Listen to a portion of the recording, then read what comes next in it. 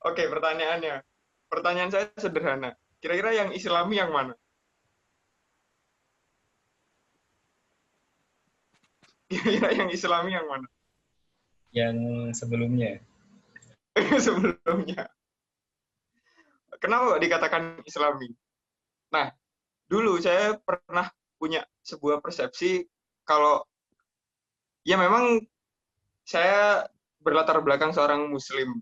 Nah, ketika saya ingin mengimplementasikan sebuah peraturan Islam dalam sebuah arsitektur atau interior, saya berpikir hanya terbatas pada sebuah ornamen, hanya terbatas pada sebuah bentukan terkait apa arsitektur atau interior yang Islami. Sama, persepsi hampir semua orang mengatakan interior atau arsitektur yang Islam itu biasanya yang ada kubahnya, ada ornamen GRC Kerawangan yang bentuk arabesque, ada kalau biasanya di interiornya ada kaligrafi Yasin dan lain sebagainya. Itu ada yang jawab figura kaligrafinya. Nah, rata-rata hampir orang mengatakan kalau interior Islami atau arsitektur yang bernuansa Islam itu masjid dan lain sebagainya. Nah, itu hanya terbatas pada fungsi dan bentukan. Apakah seperti itu, teman-teman sekalian? Mungkin bisa di next, Mas Fatih.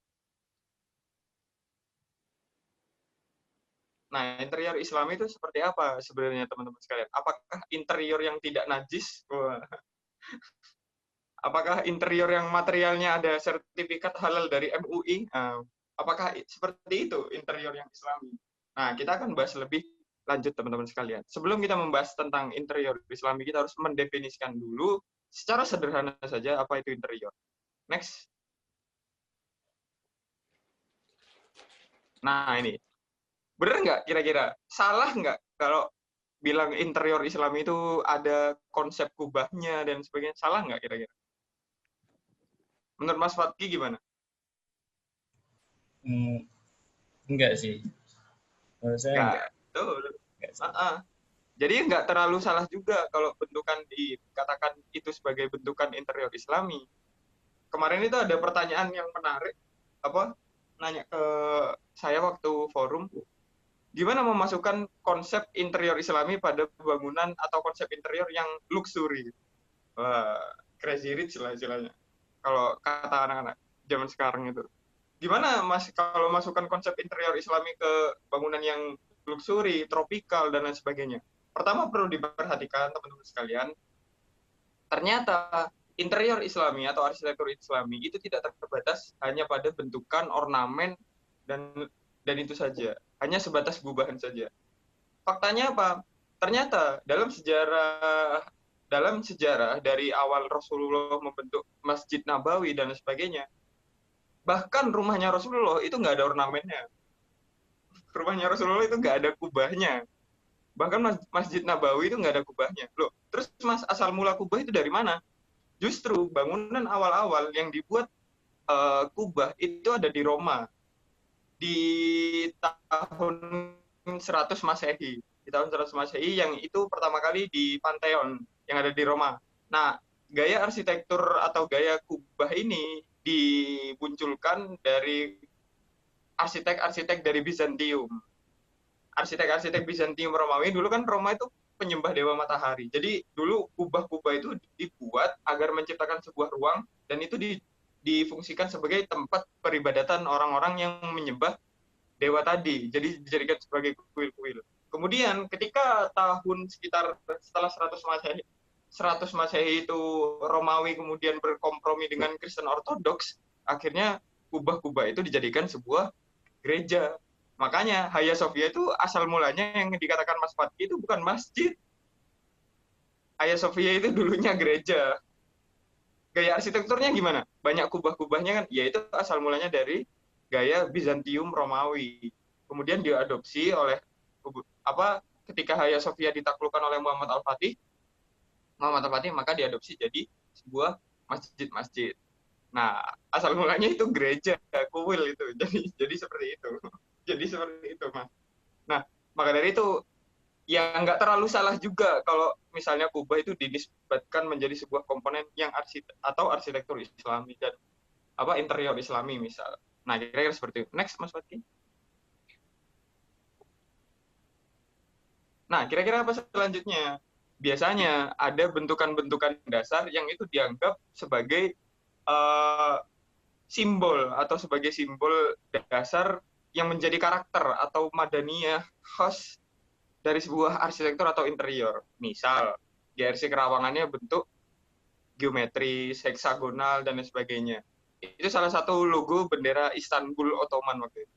Nah, di situ ada, kalau bisa dilihat, di bawahnya kan ada bintang-bintang itu. Itu ada bintang heksagonal yang segitiga ke atas sama segitiga ke bawah. Loh, Mas, berarti Istanbul atau Ottoman, Kesultanan Ottoman itu dulu berarti Yahudi dong, Freemason. Oh, enggak juga. Ada sejarahnya itu. Israel dibentuk itu ketika tahun 1424. Pas 1424, mereka bersama Rothschild dan sebagainya, para pendirinya itu membuat simbol bintang Daud itu sebagai bendera Israel. Nah, Istanbul abad keberapa? Abad ke sekitar 1100-an itu Istanbul sudah ada dengan bendera seperti itu. Nah, ketika Arab itu kemudian dapat Islam, kemudian kan ilmu pengetahuan itu sangat maju pesat sekali ketika Islam kemudian masuk ke dalam Arab, kemudian ke Timur Tengah, sekaligus ke Eropa. Nah, muncullah konsep-konsep kemudian geometris dan sebagainya yang itu berasal mulanya dari matematika memang. Dari Al-Farabi, ilmuwan Al-Farabi. Nah, menurut orang Islam itu adalah sebuah karya ketidakterbatasan ilmu pengetahuan. Intinya seperti itu filosofinya. Kalau di benderanya Istanbul yang di bawah itu, yang segitiga ke bawah itu menurut mereka filosofinya jadi kalau ke atas itu hablum minallah, kalau ke bawah itu hablum minannas. Bukan kampanye ya. Nah, kira-kira seperti itu. Loh, terus Mas, kenapa kok bulan bintang sekarang diidentikan dengan kaum apa? Dengan gaya arsitektur Islam. Misal di atas kubahnya masjid biasanya ada logo bulan bintang dan sebagainya. Nah, teman-teman sekalian tahu nggak sejarahnya bulan bintang itu dari mana? Ya juga bukan dari Rasulullah. Itu asal mulanya dari buyutnya Muhammad Al-Fatih. Mungkin teman-teman belum kenal sama Muhammad Al-Fatih, kenalan dulu. Muhammad Al-Fatih itu yang menaklukkan Konstantinopel. Waktu itu Romawi hampir menguasai 2/3 dunia, ibu kotanya di Konstantinopel, Mesopotamia. Makanya dikasih nama Mesopotamia. Kenapa? Karena Meso itu tengah, Potamia itu sungai, jadi ibaratnya pusat dunia dulu itu ada di Mesopotamia. Intinya seperti itu. Jadi dulu dunia kalau sekarang dibagi menjadi barat dan timur, dulu dunia itu menjadi utara selatan dan tengahnya itu Mesopotamia. Makanya Istanbul itu nabi-nabi itu rata-rata itu datang dari Timur Tengah. Jadi nggak ada nabi dari Surabaya, nggak ada. Jadi dari Timur Tengah rata-rata teman-teman sekalian. Maka dari itu sangat indah sekali di situ. Jadi kalau teman-teman lihat Konstantinopel, letaknya posisi Hagia Sophia itu ada di bukit-bukit. Dan di bukit-bukit itu ada menara-menaranya. Itu kalau nggak salah menaranya itu awalnya disebut sesembahan, bukan tempat menyembah. Jadi seperti itu. Nah, logo bulan bintang itu bukan dalil yang dari Rasulullah itu.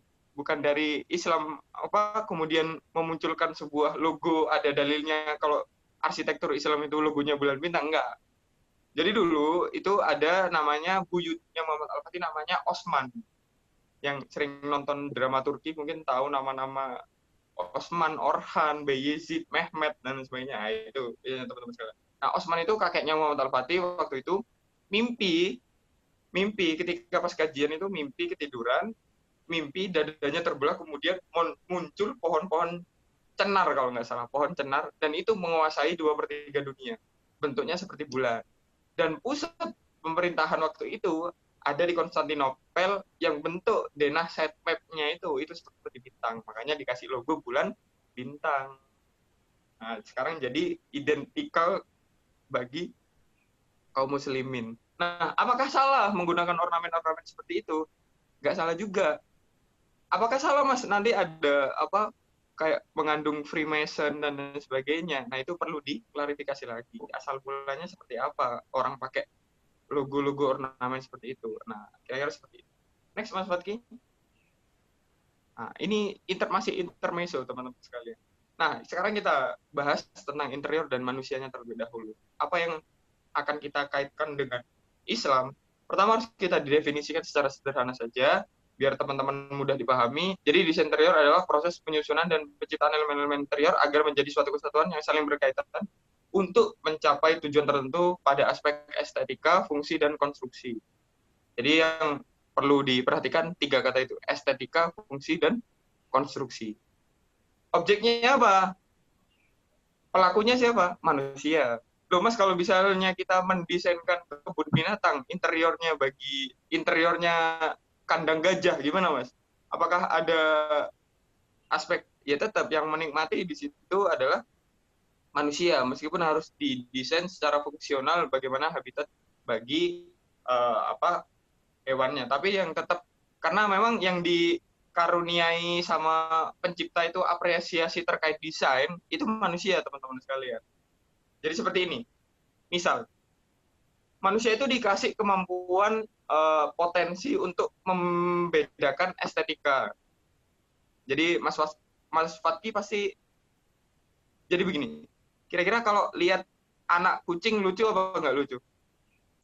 Lucu. Lucu ya. Kalau lihat anak kecoa lucu apa enggak lucu? Nggak sama sekali. Sekali. Nah, itu potensi dari situ. Itu sangat sederhana sekali. Jadi itu kemampuan yang dimiliki manusia membedakan estetika yang baik dan yang tidak baik. Meskipun mendefinisikan baik dan tidak baik itu perlu dikaji sangat dalam sekali. Jadi misal ya, kalau ke teman-teman ke daerah Madura, Madura itu fasad rumahnya rata-rata keramik bawah, dinding juga di keramik, plafon nggak di keramik ya. Jadi dari bawah sampai ke atas itu keramik, biasanya warnanya hijau atau warna-warni. Nah, itu menurut mereka, selera mereka itu estetika yang baik menurut mereka. Itu rumahnya bagus menurut mereka. Meskipun ada perbedaan pendapat, menurut saya itu ini rumah apa kamar mandi. Nah, kira-kira seperti itu. Nah, nggak bisa disalahkan, perkara estetika tersebut. Nah, balik ke pendefinisian manusia. Jadi kita definisikan terlebih dahulu karakter-karakter atau yang dimiliki yang Allah berikan kepada manusia. Yang pertama, manusia terbatas. Manusia itu membutuhkan kepada yang lain. Artinya apa? Ya manusia butuh udara, yaitu kebutuhan jasmani. Makanya dalam sebuah ruangan, itu aspek yang perlu diperhatikan terlebih dahulu, fungsi. Makanya harus ada penghawaan yang optimal. Manusia butuh cahaya, makanya harus dikasih penerangan yang optimal. Jadi begitu teman-teman sekalian. Manusia juga punya kebutuhan naluri. Kebutuhan nalurinya apa? Setidaknya saya kaji, itu manusia dibagi menjadi tiga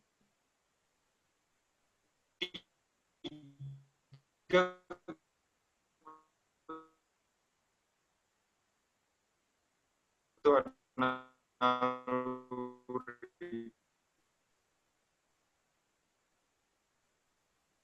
Yang pertama, daerah sekitar Mer atau di mana itu, apa yang teman-teman rasakan pas masuk ke dalam kafe itu?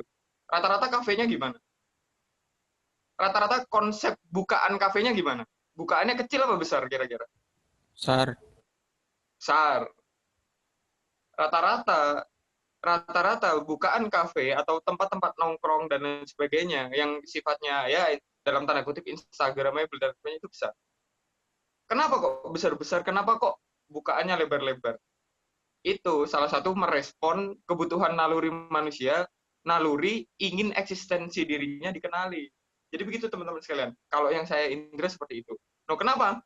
Iya, rata-rata orang nongkrong ke kafe. Ini saya pernah survei survei kecil-kecilan. Jadi rata-rata orang ke kafe, misal ke Starbucks, Coffee dan sebagainya, itu nggak paham cita rasa Arabica, Robusta dan lain sebagainya, itu rata-rata nggak paham. Rata-rata pesannya itu cappuccino, latte atau bahkan leciti, teman-teman sekalian. Nggak paham apa jenis-jenis kopinya. Rata-rata mereka cuma nongkrong, kemudian foto-foto, kemudian diupload story. Artinya apa? Pas ngupload story, pas foto-foto, di bukaan yang lebar di pinggir jalan itu mereka, oh ini loh saya keren, nongkrong di kafe dan sebagainya. Itu salah satu pemenuhan naluri apa naluri eksistensi diri tadi. Yang kedua, manusia punya naluri beragama. Naluri beragama itu artinya manusia itu punya kecenderungan untuk mengabdi terhadap sesuatu. Yang ketiga, gorizatun nau atau naluri melestarikan kehidupannya. Jadi manusia itu punya naluri jatuh cinta, teman-teman sekalian. Sekaligus bisa membedakan estetika termasuk dari pecahan naluri tadi. Kira-kira seperti itu. Nah, hubungannya di interior apa? Naluri. Naluri. Jadi pemenuhan estetika itu naluri. Loh, tidak. Tapi di sana Islam mengatur bagaimana naluri itu dipenuhi, bagaimana kebutuhan jasmani itu dipenuhi. Ingin pemenuhan kebutuhan naluri apa mencintai sesuatu itu enggak hanya sekedar dilampiaskan dengan berzina. Islam ada aturannya. Maka dari itu teman-teman sekalian, setidaknya saya bedah ada 3 yang Islam atur. Yang pertama,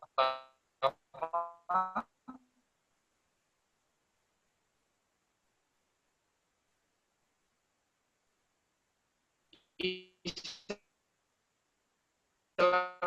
itu mengatur Islam tentang muamalah, atraksi dan sebagainya. Yang 3, Islam mengatur manusia dengan penciptanya.